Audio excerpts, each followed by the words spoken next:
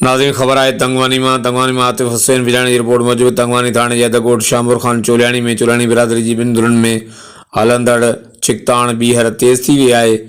धुरनि हिक ॿिए मथां जदीद हथियारनि सां फायरिंग कई आहे। ॿिए तरफ़ अकबर चोलियाणी धुर इल्ज़ाम हयो आहे त रज़ाक चोलियाणी धुर जी फायरिंग में असांजी 12 सालनि जी नींगरी गोली लॻण सबबि ज़ख़्मी थी पई आहे।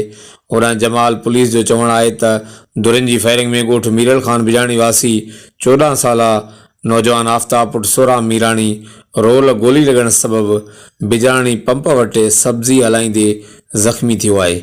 ज़ख़्मी खे खणाए इस्पताल इलाज लाइ पुण मुंतकिल कयो वियो आहे। एबार रज़ाक चोलियाणी गोली जन में चाचा है जल्दी भाटरी यार नाजायज गोलियां जन रखो अल्लाह अच्छा बुखो रहो हरू भरू सहीरा राठो गोली जदी माना पैसा वारी अबानी मच बुखो भरू जीमी अबा मुर्ता वक्ती गोलियां मार चुखार से ना जन